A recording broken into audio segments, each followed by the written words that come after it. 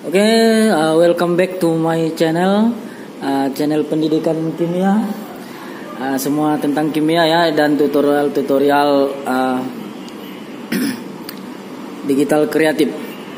Oke, kali ini bersama saya Mr. King akan membahas tentang pelajaran kelas 12 SMA atau MA ya, masuk di bab sel Volta.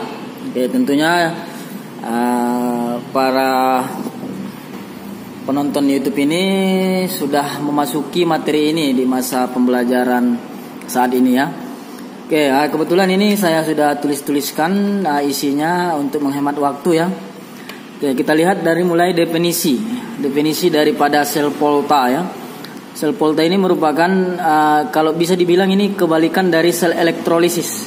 Setelah mempelajari sel Volta ini nanti kita akan mempelajari sel elektrolisis ya. Sel Volta ini adalah sel elektrokimia yang mana nanti energi kimia atau reaksi redoks dalam hal ini akan diubah menjadi energi listrik atau arus listrik. Itulah sel Volta. Oke. Untuk pertama sekalinya yang kita bahas di sel Volta adalah deret Volta, karena ini hubungannya dengan yang mengalami reduksi dan oksidasi ya. Karena deret Volta ini adalah disusun berdasarkan reduktor ya, urutan logam-logam dari reduktor terkuat sampai dengan reduktor terlemah. Oke. Itulah deret Volta, adalah susunan dari logam-logam dari reduktor terkuat sampai reduktor terlemah. Ya, apa aja itu yang masuk ke dalam deret Volta? Coba kita perhatikan di sini. Tapi sebelumnya saya coba perjelas lagi apa itu reduktor terkuat. Reduktor terkuat itu berarti dia yang mudah teroksidasi, mudah mengalami reaksi oksidasi. Sedangkan reduktor lemah ini sukar teroksidasi, artinya mudah mengalami reduksi. Kalau dia reduktor lemah ya. Oke, kita lihat di deret Volta ini mulai dari litium ya. Oke, ini cara menghafalnya supaya gampang, tidak terbalik-balik. Ini bisa kita buat jembatan keledainya ya supaya bisa hafal. Oke, mungkin bisa dicatat bagi adik-adik yang mendengarkan ya. Oke, atau yang lagi melihat konten ini. Oke, begini, kalau saya begini dia menghafalkannya, mengingatnya ya. Lihat kalau Bapak Kaisar nanti meninggal, almarhum minta air. Oke, jandanya cari pengganti, agak-agak pleset sedikit ya, pengganti gitu ya. Cadangan cowok nita, sopan pembawaannya. Kemudian hati-hati sebab bibi curiga hingga Agus potong anunya. Oke, itu dia. Jadi nanti tidak akan terbalik-balik. Oke, inilah dia deret Volta. Deret Volta ini wajib dihafal loh adik-adik, apalagi yang mau menghadapi ujian-ujian UTBK, ujian-ujian UN misalnya ya. Oke. Nah, bagaimana penyusunannya ini? Sesuai dengan definisi yang dijelaskan tadi, bahwa ini disusun berdasarkan urutan logam-logam dari reduktor terkuat sampai dengan reduktor terlemah. Oke, artinya ini dari kiri sampai ke kanan, ini semakin mudah mengalami reduksi. Artinya sifat oksidatornya semakin kuat. Oksidatornya semakin kuat berarti dia makin mudah mengalami reduksi, semakin ke kanan. Berarti kalau nanti dibandingkan ada dua logam yang diambil dari deret Volta ini, maka yang kanan yang akan mengalami reduksi, yang kiri mengalami oksidasi. Oke, artinya semakin ke kanan harga E0-nya makin positif. Nah, kemudian dari semakin ke kiri ini reduktornya makin kuat. Reduktornya yang makin kuat berarti makin mudah mengalami oksidasi, semakin ke kiri deh. Makin mudah mengalami oksidasi. Karena makin ke kiri harga E0-nya atau potensial reduksinya makin kecil. Kita ketahui nanti bahwa kalau dia E0-nya kecil berarti mengalami oksidasi, E0-nya besar mengalami reduksi. Oke, kemudian untuk harga E0-nya potensial reduksinya bisa kita prediksi dari deret Volta ini dengan mengacu pada hidrogen. Ini kan hidrogen memiliki potensial reduksinya 0 ya. Jadi di kiri dari si H ini berharga negatif, harga E0-nya. Di ke kanannya berharga positif. Oke, seperti itu dia. Oke, hal-hal penting yang perlu kita Oke, hal-hal penting yang perlu kita ketahui di dalam sel volta adalah yang pertama kutub-kutub. Nanti ada kutub-kutub elektrodanya ya, kutub-kutubnya. Ini cara jembatan keledai untuk mengingatnya ini adalah kita ingat kapan pol. Jadi ikutkan aja polnya supaya tidak tertukar nanti dengan elektrolisis. Kapan pol gitu. Kapan pol ini katoda positif, anoda negatif gitu ya. Di katoda ada merupakan kutub positif, anodanya merupakan kutub negatif. Kemudian reaksi-reaksinya ini kebetulan sama nanti jika kita masuk juga ke pelajaran sel elektrolisis, sama seperti ini. Di mana dia reaksi-reaksinya kita ingat aja Crow, katoda reduksi, anoda oksidasi. Di katoda terjadi reaksi reduksi, di anoda terjadi reaksi oksidasi. Oke, selanjutnya kita lihat ada tadi kita bahas di atas, udah kita singgung sedikit tentang potensial reduksi atau disimbolkan ini dengan E0. Nah, ini adalah daya atau jumlah volt yang dimiliki oleh suatu logam untuk dapat mengalami reduksi ya. Jadi semakin besar harga E0-nya, maka semakin mudah mengalami reduksi. E0 tinggi akan mengalami reduksi. Jika reduksi akan terjadi endapan, kan gitu ya. Sementara harga E0 kecil akan mudah mengalami oksidasi. Maka kalau dia oksidasi akan melarut ya nanti. Kemudian selanjutnya dari harga E0 ini nanti ada harga potensial sel. Potensial sel atau kita simbolkan dengan E0 sel. Ini merupakan pengurangan antara E0 reduksi dengan E0 oksidasi. E0 sel itu E0 dari reduksi dikurang E0 oksidasi. Dimana tadi kalau dia E0-nya besar itu adalah reduksi, E0-nya kecil itu oksidasi.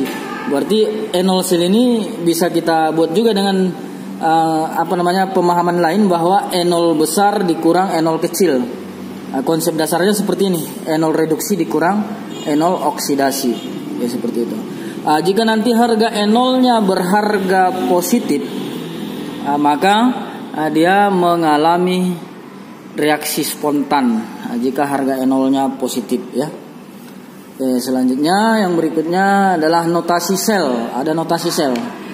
Notasi sel ini adalah diagram atau gambar notasi dari sel yang menandakan yang mana yang mengalami oksidasi, yang mana yang mengalami reduksi, dipisahkan oleh jembatan garam ya. Oke, oksidasi sebelah kiri nantinya, reduksi sebelah kanan. Oke, kemudian nanti kalau ada dicari arah aliran elektronnya. Arah aliran elektronnya ini adalah dari oksidasi ke reduksi, atau kalau dari kutubnya kita lihat merupakan dari anoda ke katoda gitu. Ini arah aliran elektron. Kenapa seperti ini alirannya? Karena kan di sini yang butuh elektron itu direduksi, yang melepas elektron itu di oksidasi gitu ya. Ini maka arah alirannya ke sana dia. Oke, ini notasi sel. Oke, untuk lebih pahamnya sebenarnya ini harus kita ikutkan dengan contoh-contoh soal. Ya, kita lihat dulu contoh-contoh soal. Oke, baik, kita lihat contoh penyelesaian soal sel volta berikut ya, biar lebih memahami penjelasan yang tadi. Oke, kita perhatikan soal pertama, logam-logam X, Y, Z masing-masing memiliki potensial reduksi standar atau kita simbolkan dengan E0 adalah minus 0,5 volt. Berarti yang 0,5 volt minus 0,5 volt ini adalah punya si X. Kemudian plus 0,8 volt ini punya si Y. Kemudian minus 1,2 volt itu punya si Z. Nah, pertanyaannya begini, urutkanlah sifat reduktor ketiga logam di atas mulai dari yang paling kuat. Berarti kalau sifat reduktor yang paling kuat seperti dijelaskan di atas tadi, bahwa semakin ke kiri reduktornya semakin kuat di dalam deret volta, semakin ke kanan reduktornya semakin lemah ya, artinya oksidatornya yang semakin kuat kalau ke kanan. Jadi ini urutkanlah sifat reduktor ketiga logam dari mulai yang paling kuat, berarti sesuai dengan deret volta yang diminta ini dari kiri ke kanan gitu ya. Oke, bagaimana susunannya deret volta tadi? Semakin ke kanan, harga E0-nya semakin positif. Berarti semakin ke kiri semakin negatif.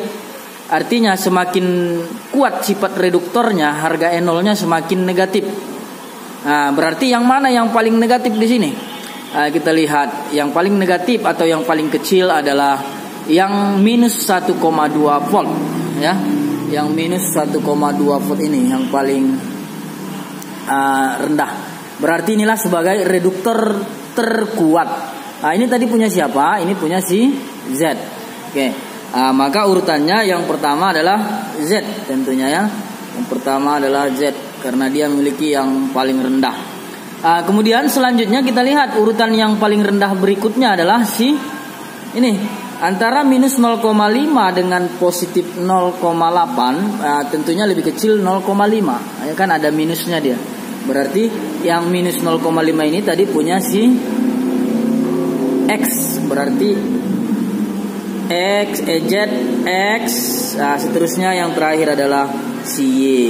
Oke, inilah dia urutannya sesuai deret volta. Makin ke kanan E0-nya makin besar. Makin ke kiri E0-nya makin kecil. Di kiri reduktor semakin kuat. Yang kanan oksidatornya yang semakin kuat. Oksidator semakin kuat. Oke, berarti artinya makin ke kanan makin mudah mengalami reduksi, makin ke kiri makin mudah mengalami oksidasi. Oke, itu urutannya. Itu yang pertama. Kemudian kita lihat contoh berikutnya. Ini masih sama tapi model soalnya berbeda ya. Oke, seperti ini dia. Diketahui potensial standar untuk reaksi sel berikut ini. Yang pertama adalah Zn tambah Fe2+. Zn ditambah Fe2+ menghasilkan Zn2+ ditambah dengan Fe. Di mana di sini harga potensial listrik dari selnya atau E0 selnya adalah plus 0,32 volt. Kemudian yang kedua Zn di reaksi yang pertama ini tadi yang mengalami reduksi adalah si Fe gitu ya. Berarti kalau dia sesuai dengan deret volta, Zn di kiri, Fe di kanan untuk reaksi yang pertama. Untuk reaksi yang pertama ini sesuai dengan deret volta, Zn di kiri, Fe di kanan, Zn Fe seperti ini.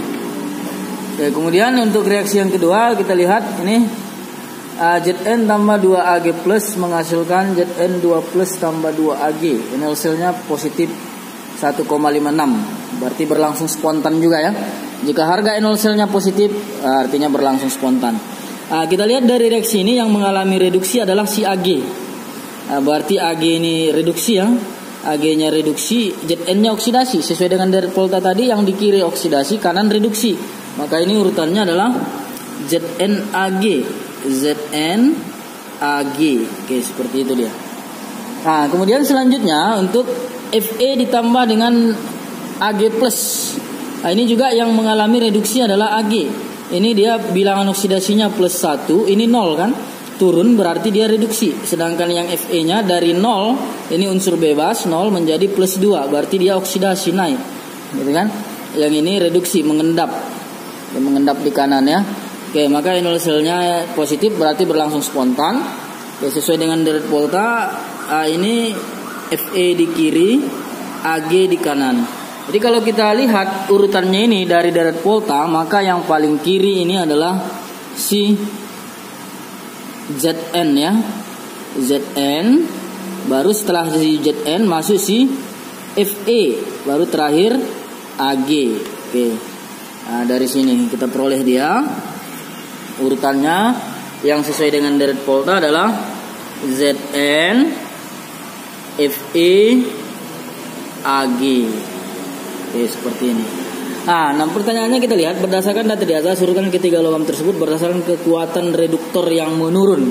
Nah, berarti sesuai dengan deret volta. Maka jawabannya ini. Nah, itu dia dua contoh soal ya. Kita lihat soal yang berikutnya. Oke, soal yang berikutnya adalah suatu sel volta tersusun dari elektroda timah dan aluminium. Timah itu Sn, kemudian aluminium Al. Di sini kita lihat harga potensial reduksinya atau harga E0-nya yang SN tadi ini minus 0,14 volt, sementara yang AL-nya adalah minus 1,66 volt. Oke, bagaimana kita menentukan yang mana katoda dan anoda? Katoda dan anoda. Kita lihat tadi di awal di penjelasan materi bahwa anoda itu adalah kutub apa? Kepan pol, katoda positif, anoda negatif, kraw, katoda reduksi, anoda oksidasi. Berarti yang katoda ini nanti yang mengalami reduksi, sementara di anoda ini yang mengalami oksidasi, ya. Lalu harga E0 tinggi maka akan mengalami reduksi, sedangkan harga E0 rendah akan mengalami oksidasi. Berarti kita lihat dari sini antara minus 0,14 dengan minus 1,66, mana lebih besar ini? Tentu yang lebih besar adalah minus 0,14, ya. Maka yang inilah yang mengalami reaksi reduksi, ya. Ini yang mengalami reaksi reduksi. Ini yang mengalami reduksi. Kalau ditanya nanti yang mana yang mengendap? Yang mengendap adalah yang mengalami reduksi. Berarti yang mengendap si SN. Ini nanti dia akan mengendap. Gitu ya. Kemudian ini yang mengalami oksidasi karena dia harga E0-nya lebih kecil. Ini yang mengalami oksidasi. Inilah nanti yang akan larut, gitu ya, yang akan larut kayak seperti ini. Reduksi mengendap, oksidasinya melarut gitu. Sekarang ketemu yang A, jawabannya A. Yang A tadi yang ditanya, tentukan anoda dan katoda. Anode dan katode. Untuk anodenya, anode sesuai dengan jembatan Clairaut tadi, kraw ya, katoda reduksi, anoda oksidasi. Berarti di anoda adalah AL. Oke. Sementara katodanya yang mengalami reduksi, berarti katodenya adalah SN. Oke, ini dia ya. Oke, itu selesai yang bagian A. Kemudian penulisan notasi sel untuk soal yang nomor 2, notasi sel. Oke, notasi sel ini oksidasi di kiri, kemudian jembatan garam reduksi di kanan. Oke, oksidasinya di kiri, berarti yang mengalami oksidasi tadi si AL, berarti AL lah di sebelah kiri. Ini untuk soal yang B ya, notasi sel. AL-nya di sebelah kiri, berarti AL menjadi AL 3 plus jembatan garam, di kanan menjadi SN 2 plus jadi SN. Inilah notasi selnya. Lalu pertanyaan berikutnya yang C. Untuk yang C, bagaimana arah aliran elektronnya? Aliran elektron tadi dari anode ke katode ya. Berarti arahnya dari AL ke SN. Seperti ini dia. Berarti arahnya dari AL ke SN, aluminium ke timah. Oke, untuk pertanyaan yang berikutnya yang D, kita lihat di sini, tuliskan reaksi selnya. Oke, untuk mengubah notasi sel, kita tulis kembali dulu notasi selnya biar gampang ya. AL, kemudian AL 3 plus, jembatan garam, SN 2 plus, jadi SN. Kalau ini mau kita ubah ke dalam reaksi sel, maka ini kita buat aja kika. Ini maksudnya kiri kanan gitu ya. Yang kiri gabungkan dengan kiri, yang kanan gabungkan dengan kanan. Maka kita coba gabungkan kiri dengan kiri. Berarti AL dengan SN 2 plus. Berarti di sebelah kiri adalah AL ditambah dengan SN 2 plus. Oke, ini bereaksi menghasilkan ini kanan dengan kanan, kita gabung KK, kanan dengan kanan, AL 3 plus ditambah dengan SN. Inilah dia reaksi selnya, tinggal kita setarakan. Ini tinggal kita kali 3, ini kali 2. Oke, berarti ininya 2, ininya 3. Oke, inilah dia reaksi selnya. Oke, hitunglah potensial listrik yang dihasilkan. Oke, untuk harga potensial listrik potensial listrik ini adalah E0 sel, kita simbolkan dengan E0 sel. E0 sel ini sama dengan E0 reduksi dikurang E0 oksidasi, gitu ya. Berarti E0 reduksinya, atau ini besar kurang kecil, karena E0 besar itu kan mengalami reduksi. E0 reduksinya berarti yang ini min 0,14 ya, min 0,14. Oke, dia minus 0,14, min 0,14 dikurang oksidasi. Oksidasinya ini tadi min 1,66, berarti dikurang min 1,66. Oke, min ini jadi plus ya, min 0,14 ditambah 1,66. Maka ini akan dihasilkan plus 1,52 volt. Oke, maka reaksi akan berlangsung spontan karena harga E0-nya plus atau positif. Oke, itu dia. Oke, berikutnya memahami pembelajarannya, silakan coba dipahami ini. Soal nomor 4. Silakan coba dikerjakan ya. Jawabannya. Oke.